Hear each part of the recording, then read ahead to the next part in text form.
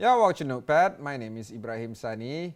Earlier on Tuesday, 10th of May, the Election Commission of the Philippines has given the unofficial results showing that the son of the former dictator of Philippines President, Ferdinand Marcos Jr. or Bong Bong Marcos, having won the presidential elections. This is considered a stunning runaway victory with over 60% of the votes going to him, with over 95% of the votes being tallied. And because of this is a lot of questions regarding whether or not this is a return of kleptocracy in the Philippines, or whether or not this is going to be a renewed strength of unity, the way Bong Bong campaign trail has been showing, is going to reflect into this very interesting but troubled country. So joining us is Professor James Chin of the University of Tasmania. James, thanks for taking the time to speak with us. I want to ask you a brief overview into this whole election win. Not many folks here in Malaysia actually follow the Philippines elections up until this morning. But perhaps you could give us an overview of the presidency race, or presidential race, and perhaps you could tell us a little bit more into whether or not this was, in hindsight, something that was inevitable of a win, or was it truly a surprise win outright? Okay, so before I talk about the Philippines race, maybe I need to contrast it with the Malaysian situation. So in the Philippines, the key difference between the Malaysian system and the Filipino system is that in the Filipino system, a president or equal to our prime ministership can only be elected for 1 6-year term. In other words, if you win once, that's it, you can't go for re-election. Secondly, in the Filipino system, the vice president and the presidency are voted on separate tickets. In other words, unlike Malaysia, if the party wins, the party gets to elect the prime minister and the deputy prime minister. In the Philippines, although they have teams running together, they're actually voted separately. So that is the key difference between the Filipino system and the Malaysian system. The other key difference between the Malaysian system and the Filipino system is that the Filipino system is almost exclusively reliant on personalities. So parties are not that important. So for example, Bong Bong, the party that he stood under, was actually formed quite recently by Duterte supporters. So even though it's a fairly new party, but because he comes from a political family, well-known brand, he won the presidency. In terms of the actual mechanics, I think there are several key reasons why he won. The first was that this was truly a social media elections. If you go to do a polling, you'll find that the majority of Filipinos voted based on the information they got from social media. So I suspect that trend will spread to countries like Malaysia very soon. I think the other key factors were things like COVID-19. It affected the Filipino economy very badly. The third is, I think, the elite game that they are playing in the Philippines is also very important. As I mentioned earlier, Bong Bong Marcos is part of this elite Filipino political machinery. Their home base is a place called Ilocos Norte, just north of Manila. And even though the father is a well-known dictator, authoritarian, the moment they came back to the Philippines, the sister was actually elected almost immediately as a congresswoman and later on as a governor in Ilocos Norte. So I think in the Filipino system, on hindsight, I don't think we should be very surprised by the results. The only results that were surprising was that this was really a landslide victory. The number of votes that Bong Bong got versus his main opponent, Leni Roberto, was almost double. He got about 31 million votes, and his closest opponent only got about 15 million votes. So I think that was a bit surprising. People like myself thought that the race will be much closer. Actually, that's the mark difference that at least my personal opinion has, because I think that because of his populist platform, I would have expected him to win at this rate, which is the 31 million versus 15 million, or in percentages, close to 60% versus 28%, because the platform that he ran on is unity. If you look at Leni Robredo, she was campaigning on a host of issues. from institutional reforms to education to gender equality and rights. Even though it is a highly Catholic country, she was actually thinking more about ability for one to express their freedom of expression. But because she had a lot of plans and Marcos did not have any plans, and Marcos won, that was the one that baffled me the most.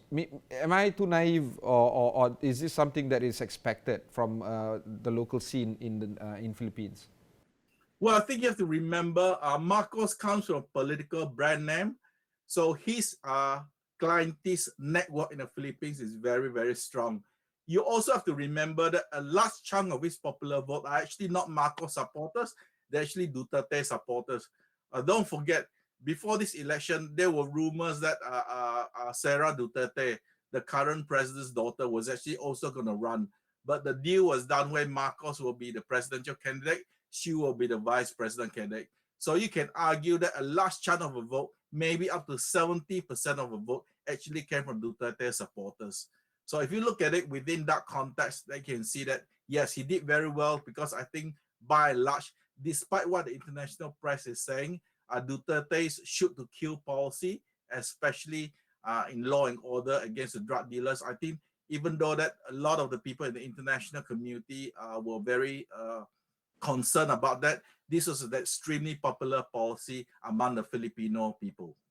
Okay, again, we're touching on a very interesting topic, which is the outright killing of, so to speak, drug dealers or drug traffickers or people in the drug trade. The Western argues that this is there is no check and balance into this. International Court of Arbitration, or of course, International Court of Justice is also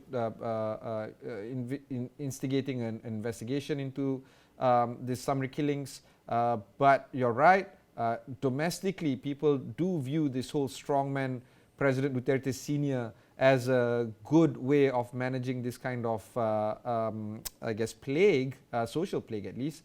Do you feel that there is a disconnect between how the locals view their local politicians versus how the Western world or the investors actually view how things are being run in the Philippines? Yes, and this comes back to the earlier point that we were talking about, which is the role of the media. What you find is that very often the Western press finds it too difficult to write complicated stories about Southeast Asian societies, so they try to dumb it down into a black and white stories. This is not only happening in the Philippines, but you can see international reporting on things like Malaysia, Indonesia, Thailand, and Cambodia. They also try to make things as simple as possible for the audience in the West. So generally what we've seen is a dumbing down of the international media when they cover the domestic politics of these countries. Now, the other very important point, I think, is the social media reach. Personally, I was very surprised, that the majority of Filipinos actually, in terms of picking who they're going to vote for, a lot of them were influenced by social media. So social media has really, really taken off in the Philippines. And I'll argue that this is the first real social media where the president of the Philippines was largely decided by social media. Still on topic of media, between social media and Western media, one media that I keep on looking at or reading about is the Rappler. In fact, as we do this interview, my computer screen is on Rappler.com presidential and vice presidential race tablature. Maria Ressa, the face for Rappler.com, she has won the Nobel Peace Prize. She has won numerous awards. She has also been prosecuted and persecuted. Do you feel that the local media, particularly Rappler, is doing a little bit different or achieving different way of doing things to a point where it's reaching international audience while being able to tell, as you would put it, intricate domestic stories? Do you think that the Rappler is pushing the boundaries here? Of course, but you have to remember, Rappler itself is actually not very popular in the Philippines. If you were to ask people in the Philippines, right, although people have heard of Maria Ressa, a lot of people actually don't follow Rappler. Rappler is basically followed by a very small minority of Filipinos. So it's actually not that popular within the country. So that's the reason why when she won the Nobel Peace Prize, a lot of people were surprised that the Filipino establishment did not really congratulate her. And in fact, the government came in very late before they congratulated her on the Nobel Peace Prize. So again, what we've seen is really not that what do you call it? Not that different in many other countries. You'll find that in Singapore, the social media is the same thing. Those that are popular with the international community are not that popular domestically. Same thing with Malaysia. Like Malaysia Kini is actually read by a very small number of people, but read by a very small number of influential people. The other thing I think that's really important about the takeout from the Philippines is that the other point I think is very important for Malaysian viewers to understand that for whatever reason in this part of the world, blood is still very important. So it's quite interesting that political families survive in this part of the world when in many other parts of the world they're slowly losing their influence. See, there are political families in Malaysia, where the children take over from the father. The best example of that is, of course, Najib Razak, who took over the position of the prime minister. The father held it. And in the case of Mahathir, he's trying to promote his son Mukhriz. In Indonesia, SBY's son is trying to get a political career off the ground. Same thing with Jokowi's son. The next prime minister of Cambodia is actually the eldest son of Hun Sen. So there's something about the political culture of this region that says that no matter what your family does, even if they do bad things, because you come from a very prominent political family, you always stand a chance of being the top leader. Yeah, and thank you for bringing this up, because one of the main reasons why this has piqued my interest this morning and of course this evening is that whole story of how could a dictator, one that installed martial law in the 80s and was ousted in a bloody coup. I literally went, James, to Manila when I was a young boy to the museum of Marcos Ferdinand. I actually saw Imelda's shoes. And all I was thinking of this morning is, they were ousted in a very violent way. And now, today, 36 years on, the son is back.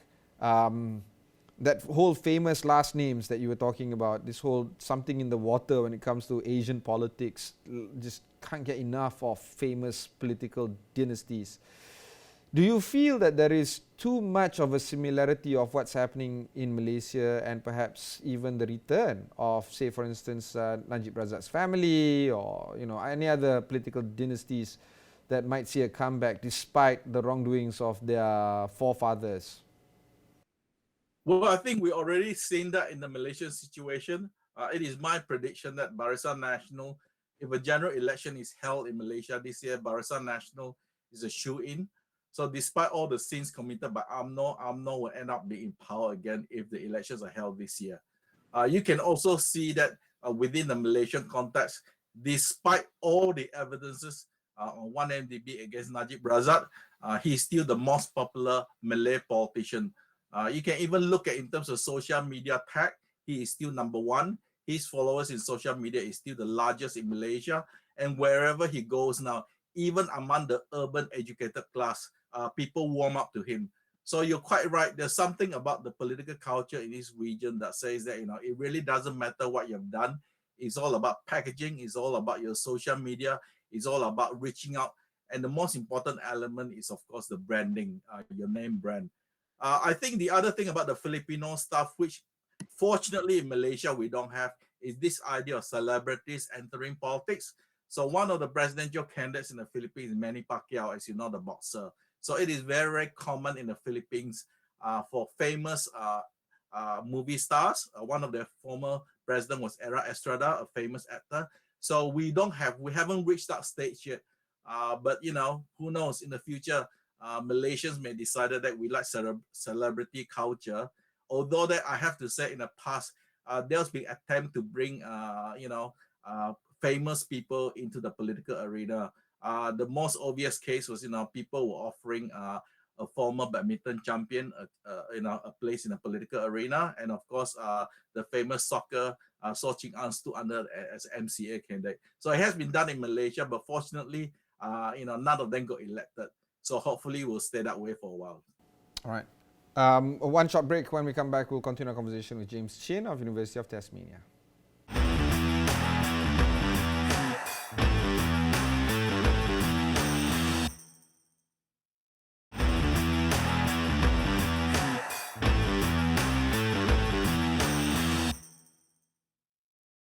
Thanks for staying on with us. I have with me on the line the Professor of Asian Studies at the University of Tasmania, Professor James Chin. James, we haven't touched too much on the vice presidential race, other than the fact that most of Sara Duterte's voters did continue to support Bong Bong Marcos because of the presumption of being on the same ticket. And you're right, the VP race is extremely different from the presidential race. It's not one ticket the way we see it in, say, for instance, the US. But one thing that I want to highlight is that Sara Duterte's lead over the second best is actually quite far. She got 31 million votes, constituting to 61% of the votes. This is as at afternoon of May 10th. But the second best is actually Kiko Pangilinan, and he got less than 10 million votes, or less than 18% of the votes. So there's a huge leap in terms of the VP winner here. Do you feel that Sara Duterte's the father's legacy is going to be carried forward through the performance of Sara Duterte, and how does this what does this mean towards the legacy of President Duterte's reign in power, and in fact the possibility of him being prosecuted is now near to zero because of Bong Bong Marcos's stance towards the Duterte family and their perceived wrongdoings? So my guess is that over the long run, sometime in these 6 years when Bong Bong is power, Sara Duterte will have a big falling out with Bong Bong, for the very simple reason that although they are on the same political ticket, the Duterte political dynasty has a very different dynamic from the Marcos political dynasty. And the Marcos political dynasty is, of course, they're trying to line up more of their own people for the next round. But it is quite clear that if Sara does well over the first 2 or 3 years, she will probably run for the presidency the next round, and it is highly unlikely that Marcos family will support this. So I expect a falling out over the next few years. Secondly, you're quite right. There was no way that the international community can take any action against Duterte. But far more interestingly enough is that Marcos, Bong Bong Marcos will probably try to rehabilitate the family name. So I think one of the things that he's very keen on doing is, of course, to rehabilitate the name of his father. So he will try to rewrite history. Now, this is a really interesting part for the rest of Southeast Asia, because in the rest of Southeast Asia, nobody has done that. In other words, there hasn't been a history where somebody was kicked out, the children came back, and the children will try to rewrite history. Now, one thing about the Philippines, which is slightly different from Malaysia, is that the Philippines has a huge mass media, social media, a lot of free media. So it'll be interesting to see how they will stand up to this rewriting of Filipino history. Yeah, rehabilitation of family name is one thing, but how he got 31 million people to vote for him is another. Maybe you can talk to us through what you think resonated well with the mass in terms of trying to flock over. Yeah, you did mention that most of them are Duterte supporters, but still, it takes a lot for somebody to remember. 36 years isn't that long ago, to be honest. Many of the voters are averaging at about 40 years old, so they were around when Marcos was ousted. What motivated them to vote for Marcos on the ballot box, on top of the fact that they are voting on behalf of Duterte? So if you count those people who were 10 years old and below during the Marcos era, basically more than half of the current voters actually did not experience Marcos directly. The other thing about the Philippines is that the Philippines has a very strong clientele network, and also vote buying is very extensive in the Philippines. The Marcos clientele network is very, very strong. They're linked with many other political dynasties, the traditional political dynasties. So I think what happened was that the old political dynasties, because I think they were very unhappy during the last 12 years, they were shoved aside by the Aquino family, and after that by the Duterte family. So I think all these families came together and said, we will rather go with Marcos. We know what they're like. We know how to deal with them. It's all about money making. So we will support Marcos this time around. I suspect if you were to do a real study, you'll find that a lot of money changed hands, especially in the northern part of the Philippines, where I was told that everybody had lots of money, including in the villages. So that would account for the landslide win by Bong Bong. But I think the most important factor is still social media and brand recognition and Duterte support. You can't run away from these three items. Do you feel that the situation is going to change where future firebrand politicians can have a chance? Those that might not have a familiar name like Macapagal or Duterte or Marcos, somebody outside the sphere.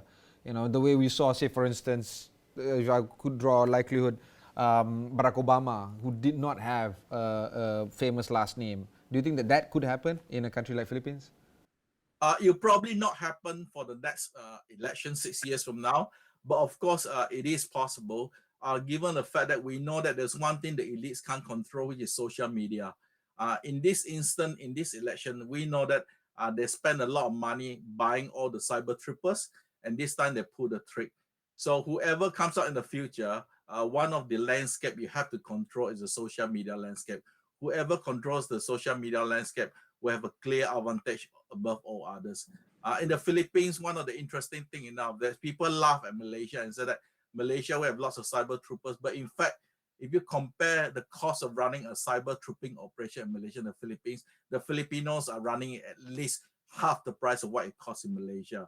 So the lesson to be learned is that for Malaysian politicians, if they want to run a cyber trooping campaign for the next general election, they may want to learn some lessons from the Philippines and maybe hire some of these Filipino cyber troopers. Okay. Well, thank you for that lesson, James. Let's do a quick recap before we terminate this interview, or before we end this interview. What will be the two key highlights that you think is important for us to learn from the Philippines election, and how does that relate to Malaysia? Well, I think the first thing is, as I mentioned, brand recognition is very important. Secondly, is whoever controls the social media space. I think if the Malaysian general elections will be held this year, I think it will be very interesting, and I suspect that social media will play an even more important role in this coming election for Malaysia. Thank you very much. That was Professor James Chin, Professor of Asian Studies at University of Tasmania. If you want to continue following the news on the presidential election and vice presidential election race, as well as the mayoral races in the Philippines, do continue to watch us on astroawani.com. My name is Ibrahim Sani. Thanks very much for watching, and goodbye.